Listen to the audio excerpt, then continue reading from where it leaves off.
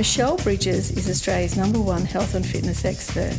She has written 9 best-selling books, shot a library of fitness DVDs, and has helped hundreds of thousands of people lose over 900,000 kilograms. Wow! Michelle sat down with me to talk about fitness, nutrition, and her own amazing journey. Hello, Michelle. Hi. And welcome to the Book Circle.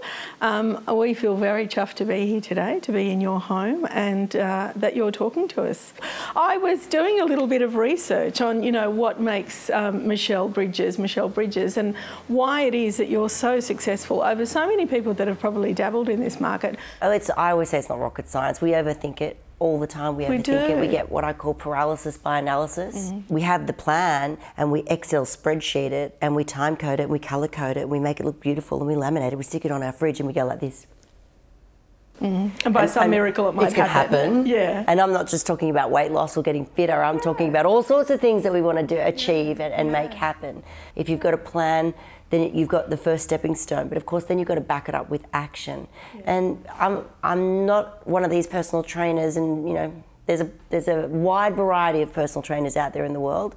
I'm certainly not someone that has the most super strictest diet, and I've got to eat exactly half a banana at 12:30, and I've got to have my protein to match my carbohydrates to perfection, and that's just not me. And I don't think that I could relate to any of my clients if I was that rigid. Mm-hmm. So I have flexibility in my programs because, that suits my personality. Well, and also too, I found particularly with your new book, so your 10th book, yeah. I understand, Superfoods Cookbook.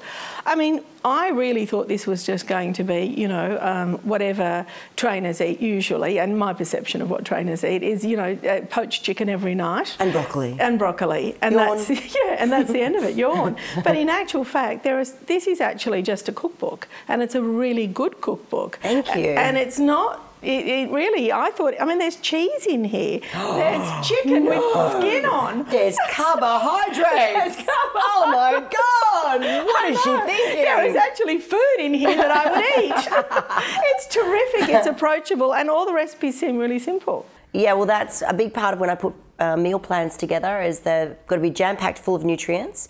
It's got to be easy to cook, to put together, literally throw together, as some of my recipes. Yeah.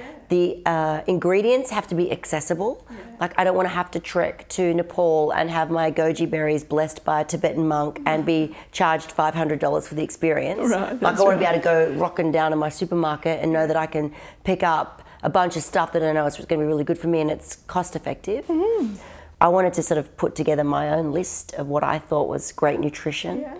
It was a cookbook that was born in the total reverse, insofar as I had the ingredients list, and then I had to go and create recipes to fit all of the things that were in that list, which made me think very creatively and quite laterally. I highly recommend it. I think it's a really good cookbook, as well as it being, perhaps a healthy lifestyle. Don't even think about it as a healthy lifestyle book. Just cook out of it, and you never know what can happen. And enjoy it, exactly. And enjoy the taste and the flavours.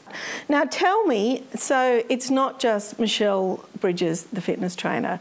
There is so much around you and about you. You've got, one, obviously very high energy level, and you've got a good business sense. That would come from my nan. Would it? Yeah, she was a bit of a pretty savvy businesswoman, and was always, dabbling in different businesses, real estate predominantly, but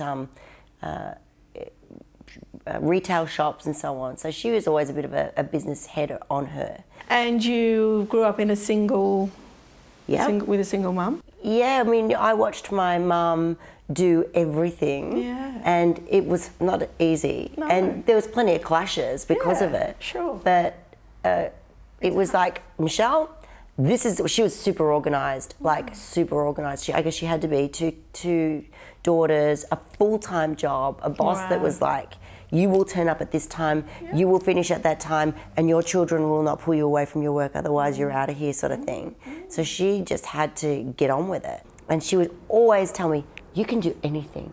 You can do anything. You don't need anyone to support you. You definitely don't need a man to support you. And I think that was just her way of but I bought it, whether she believed it or not. I totally bought into it. So I was like, yeah, damn straight. I'm all of 6 years old. Yeah. So I bought it. I'm going to sound very old-fashioned saying this, but if you're going to measure all the people out there that are successful, I guarantee you it's because they weren't given everything. Yeah, I would have to agree. When you have to really work your ass off for it, you cherish it. Absolutely.